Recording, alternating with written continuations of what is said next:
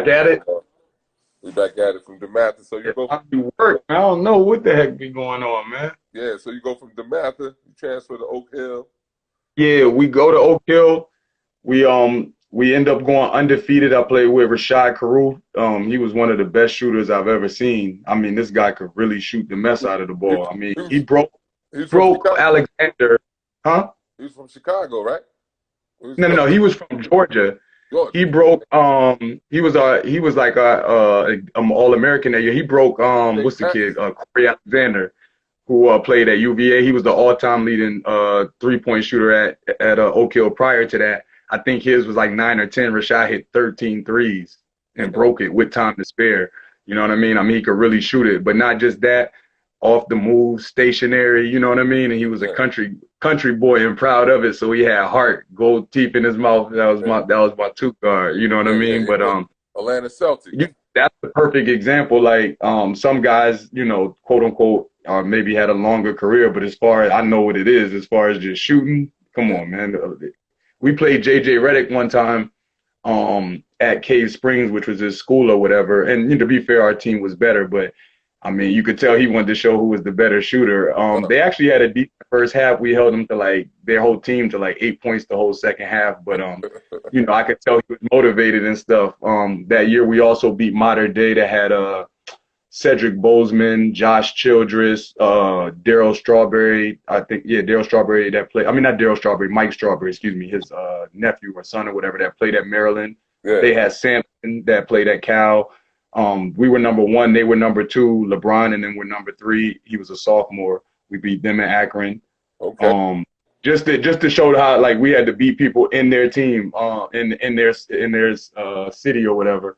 Yeah. I'm trying to think of a couple other teams y'all would know or whatever, but Berkshire was very good out of Florida. We beat tons of teams at their thing or whatever, so I knew we was legit. Wire to wire, national champs. We got the ring or whatever, and that was another experience, you know, that I was proud in. My point, that's why I told y'all that before. I was so glad that I see my that opportunity. I see my high school checked in here, St. Pat's. They checked in. Yeah, St. Pat's. We played. Speaking of that, we played Rice that year. At White Plains, I remember we won that tournament. So like we would go play everybody. You know what I mean? A who's who. Let everything to be clear. You know what I mean? That was close. That year, we end up finishing 1. TJ Ford and them finished number 2. And you know why I'm segueing into that. ABCD camp, when I told you I had got MVP there, when Joe took me, we had played against TJ there. They beat us when I did this USA Players at Bob Gibbons, which was, you know, you old enough. You remember how Bob Gibbons was. Yeah. Point me and TJ had a little back and forth, and then it's so ironic that we end up the Final Four. So then we end up playing them in the Final Four. So like what I be telling these kids, some of the people you going against now, you don't even know. You might be connected with them years down the line and not even, you know what I mean? Yeah. Not even realize it. And just before we get into the whole Syracuse, because that technically is what we're here for, I'll segue into this. Troy Weaver, who y'all know now is big time in the NBA, assistant GM. A lot of people thought he was going with the Thunder. A lot of people thought he was going to get the Wizards job. You know what I mean? Just how well he's doing. He recruited me and Carmelo. He knew about us since we were like 14, 15, had us do a overseas thing together because he knew he wanted us both to come. Ben Gordon was on that team. Okay. I think I had like 24 and 12. Melo had like 26 and what you call. My coach was like, he's the MVP. He's the MVP. You the most outstanding. Basically, he's going to be the best pick, even though you might have played a little bit better. And we all knew it. He looked like baby T-Mac. Man, that man was special. And the coach told us they hadn't won since KG and Iverson had did it. Craig Forth was our center who ended up coming with, it's funny, he was top 50 at the time. We beat Denham Brown and them in the championship, who y'all know went to Connecticut. So I'm just, you know what I mean, just all these things. I had got back from Oak Hill, so I tried to tell my dad I didn't want to go to this thing. Sheldon Williams was on the team Shavlik, y'all would know Randolph that went to Duke, just giving y'all some names. Like, Dad, man, I just got back from Oak Hill and we got to go to SU. I don't want to. Like, Billy, you don't pass up a chance to go to Paris. I would have missed out on, you know, making all these accolades and a great thing. Me and Ben Gordon also went to Paris once from DeMatha also. This kid was like 6'2", shooting from super deep. This was before people did that. Going between the legs, and he was 1.5 inches shorter than me. Now, right then, I remember Coach Hanley, who took us, he's like, you're gonna like this kid. He's gonna be real Jordan, good. the And boy was getting Ben's the busy. most humble kid. Even when he got to be the number 3 pick in the draft, I had a little adversity and stuff. He was like talking to kids like I was the number 3 pick. Like, man, this guy was so good. He used to treat me, you know what I mean, when I was just athletic. And my point, just how humble this guy's about to get. He's literally getting drafted number 3, talking about that. But so I was so happy for his success because you know, but you could see it as my point, even though he wasn't all the way there, then you could see like yikes. So I wasn't surprised to see the success, but he always had you know, a great work ethic, you know. Yeah, yeah. And my boy Julius Hodge, who they thought they put us together at ABCD because they thought they come in. That's my guy. Both of them, my boys. Julius Hodge is so hungry. I tell these kids that he like, boy, I'm about to come at your boy. I'm like, yo, Ben's like, Bill, what is wrong with him? But he was so determined, and he worked himself that summer to where he went from, you know, top 50, top 75 to basically an All-American. So kids, sometimes it ain't about being friends, and he liked Ben, and it wasn't about that. Yeah, Bill, yeah. I got to come at your boy because I'm the best in New York City and stuff. It was just hilarious. But That's you know, I mean, these stories is just me and Ben laugh when we talk. You know, when I bump into him occasionally to this day. You know, and off that team, we got everybody talk about that the Last Dance or whatever. One day I walk into practice, my boy Sagana like, you know, you the best nigga, like you're just so humble. And this dude, we look over, it's Jerry Krause and Reinsdorf there to look at him. You know what I mean? So long story short, my coach is like, yo, Billy. What we talking about? We talking about Sagana Job. Okay. So you remember that draft, Eddie Curry, I think Tyson goes 3rd, Kwame ends up going 1st. We're in the hot tub at ABCD. I remember it was Eddie Curry, Sagana, and all of them are like, yo, we putting our name in the draft. They saying you might go number 1. What you talking about you going to Florida? Kwame Brown was so humble, he wanted to go to college, I remember, but his stock got so high. Yeah. So, like, it's just funny, all the stories and things that I was fortunate enough to be around. Speak on it. You was there. Yeah, and I understood right then about upside, because it was sometimes me, my boy John Hargett, I ain't even got to get into that we would outplay sometimes somebody. And Sagana said out his own mouth, he was like 4th on our team in scoring, but my coach at Oak Hill said, Sagana, it's good. I love you to death. If you go to college, they're going to pick your game apart. If they're going to pick you number 8 right now, you're not even the best on your high school team. You need to go. That man worked his butt off. He had only been in the country for 2 years. He played in the league for like 12 years. So kids, listen, you know, go when your stock is high, and, you know, it shows you how good you got to be, man. You know what I mean? To make it. Cause, right place, right time.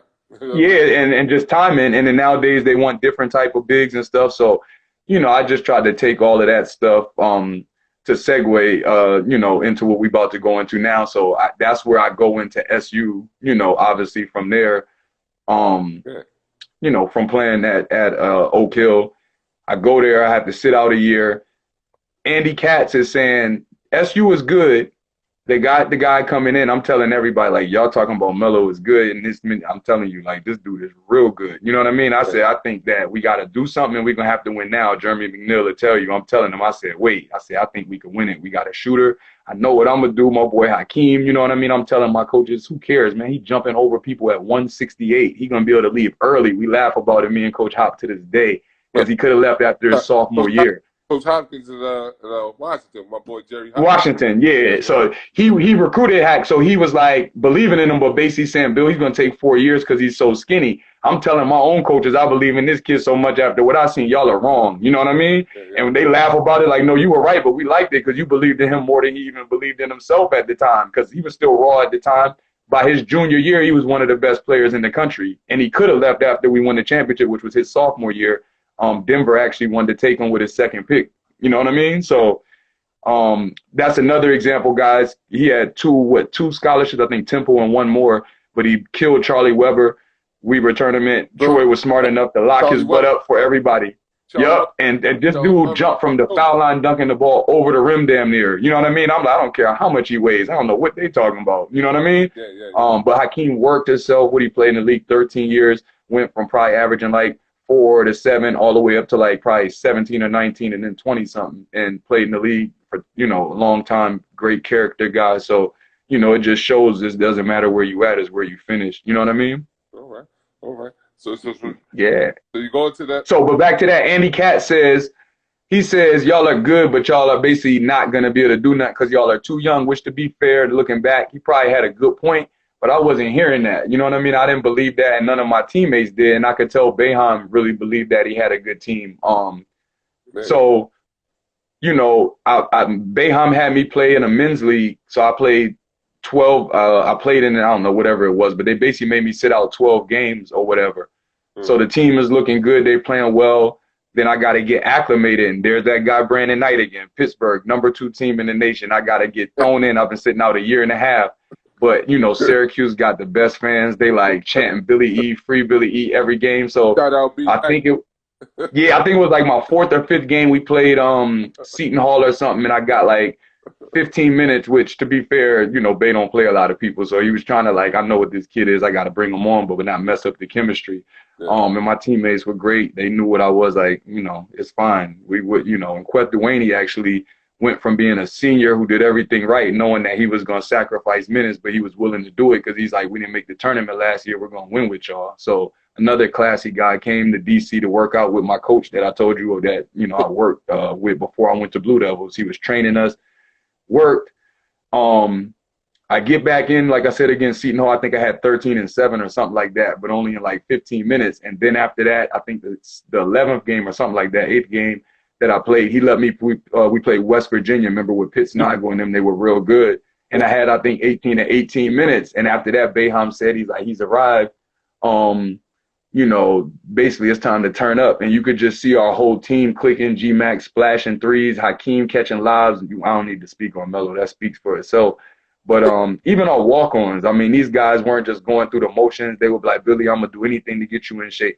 Run the stairs with Coach Hop. He would run it with me because, I had to get my legs right. And each game, it just kept getting better.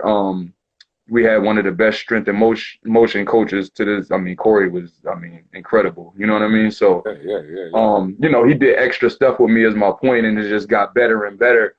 I think it was like, people to this day say, I think it was like as it started getting closer to that Big East tournament, people started saying like, hold up, that Syracuse team is like, like, I don't know, but they kind of got something with them. And because I remember the preseason tournament, man, and Melo went off at the Garden.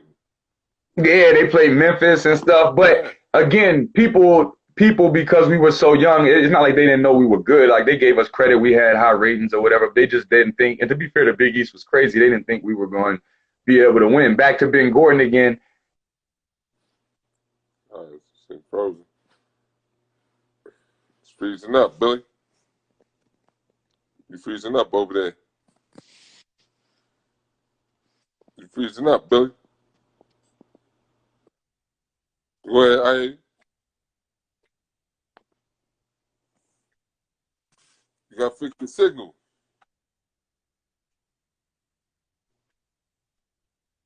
You gotta fix your signal, Billy.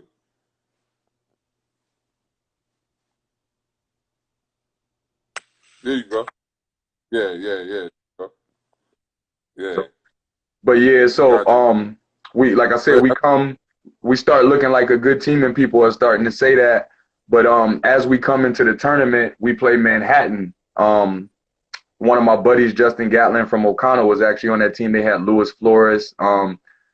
We had played them a different time, but I don't know, for whatever reason, not just that, but just I'm talking about as we played as a team, it just wasn't our best game. But that's the sign of a good team. You got to find a way to win those games. So Melo was greatest scorer, I think, for him. I think he had like 17, but for him, that's a quiet night. I had 15, which was, like, to me, one of the games nobody talks about. But I think we could have dodged. If we would have lost that game, it wouldn't matter. You know what I mean? So we found a way to get out of. Round, right? Yeah, that's what I'm saying. We found a way to get out of a game that. Yeah.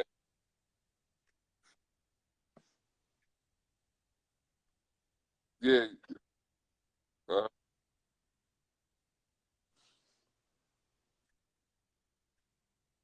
you fix your signal, bro. Your signal going out. Your signal, Billy.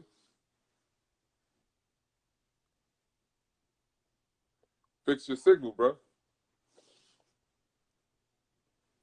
Billy talking about the first round. They escaped Manhattan, Syracuse. Him and Melo carried the team first round. The signal messed up right now.